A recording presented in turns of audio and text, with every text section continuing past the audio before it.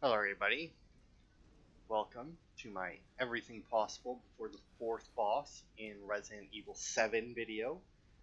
Uh, as with the last part, or the last two parts, picking up right in the boss fight arena, the third boss fight anyway.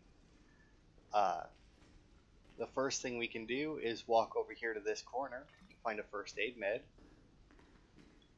and then we also have a little box over here with 2 shotgun shells in it.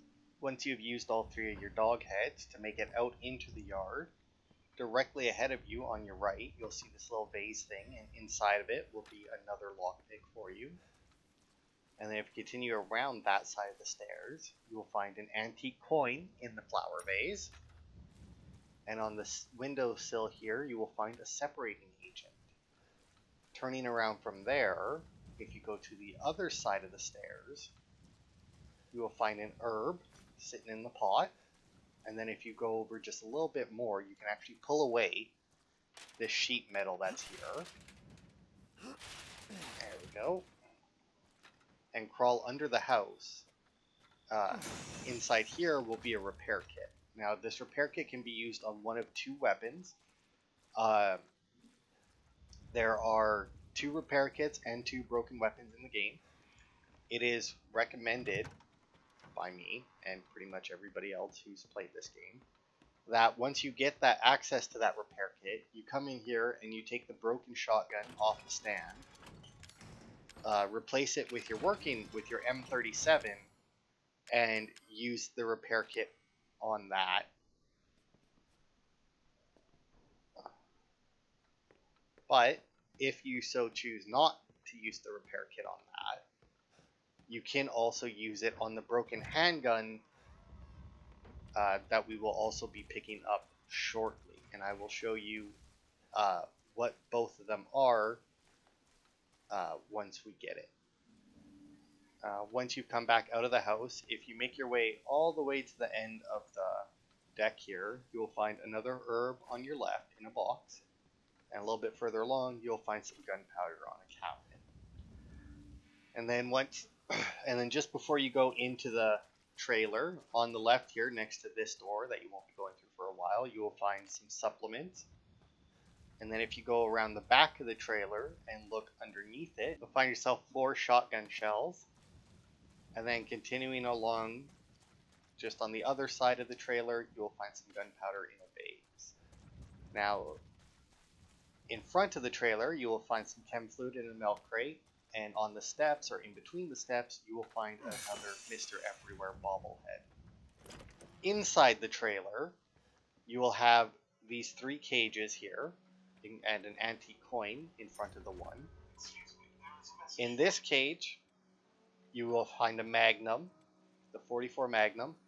It costs 9 antique coins to get. In this cage, you will find a stabilizer, which costs 5. In this one is steroids, which costs 3. You will have enough antique coins at this point to either unlock both of these or the Magnum. I would recommend both of these over the Magnum, because while the Magnum is extremely powerful, you get very few shots in it, and there's even less ammo, as per usual, for it around.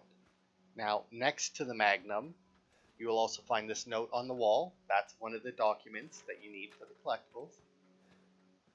And on the other side of the room, next to the item box, is the broken handgun, which is the second gun that you can fix with the repair kit.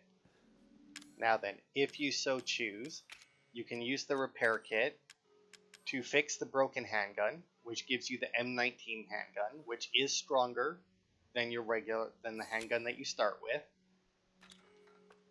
It has 7 shots instead of 10, but it does do more damage.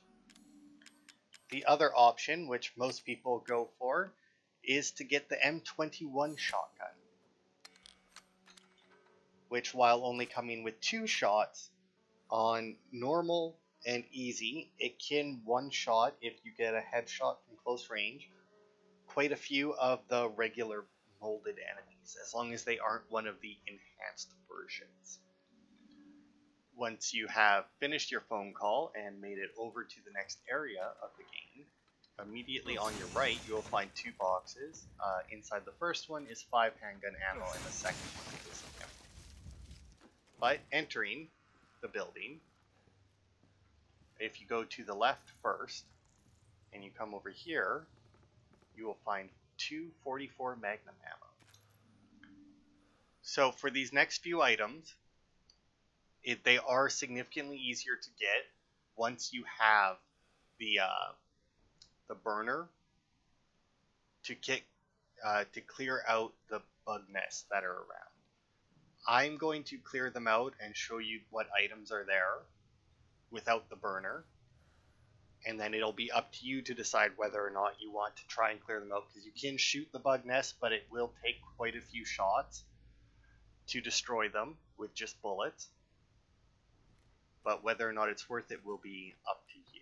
So, like I said, there'll be a bug nest right here, and there'll be a bunch of spiders on this cabinet. Once again, you can use burner, the burner that we will get in a little bit, to get the spiders off, or you can melee them off. But inside the cabinet will be 2 things of 60 burner fuel each. And just to the right of them will be another little container here, but inside will be an herb. Passing through that room, if you go left instead of going through the door, you will find the old house map. And then on the floor, underneath where that is, you will find 100 burner fuel. Going through the next room and heading outside, if you take a right when you come out, inside the trash can you'll find 2 shotgun shells, and inside the box you will find a chem fluid. The opposite direction from that, you will find the first part of the burner, which is the grip,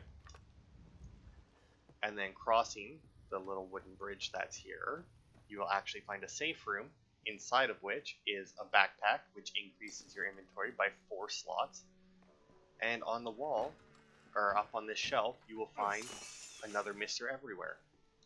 Heading back the way you would come, once you reach going through the door that we ignored last time, immediately in front of you will be a cabinet. Inside is a solid fuel.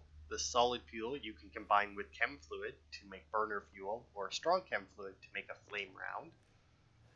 To the right of that, in this box, will be 4 shotgun shells. In this cabinet here, once again covered in spiders, will be both a regular and a strong chem fluid. And then behind them will be a locked drawer,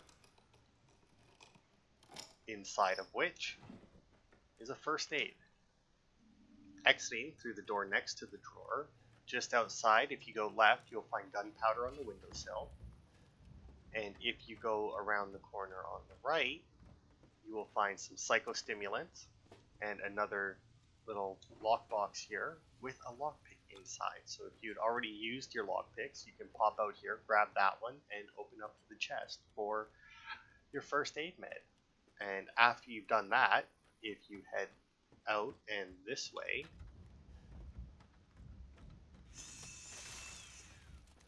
and through this door, you will find the second part of the burner that you need. Combining them in your inventory will then get you the burner, which will allow you to take care of any of those nests a little bit easier. And once you have your burner, obviously on your left will be an herb. After backtracking, if you go through the door that was next to the cabinet there will be another bug nest on this that you'll have to deal with right away. And then another one right here that you'll have to deal with. But now that you have the burner, that should be fairly easy. And in this little thing of drawers here, you will find a chem fluid. And then in this box, 50 burner fuel. And then in this drawer over here, more solid fuel. Once you've taken care of all that, head into the fireplace, and immediately on your left, you will find a Mr. Everywhere bobblehead. And then just a little ways down the stairs, on this trolley, will be an antique coin. And then through here, right before an optional cutscene, you'll find a stone statuette that you need to progress. After you've used the stone statuette and progressed, immediately on your right will be solid fuel, and then a little bit further ahead will be an herb. And then if you continue up and go up the stairs, on the door will be a note that counts as one of your files for collectibles, and in the drawer to the right of it will be a chem fluid. Once you've found yourself under the house, progressing along, inside the crate will be some psychostimulants. Up on this shelf on the left will be another Mr. Everywhere bobblehead. Behind these boards will be a chem fluid. And finally, the key item, the crank, which is what you need to come down, or was why you needed to come down here in the first place.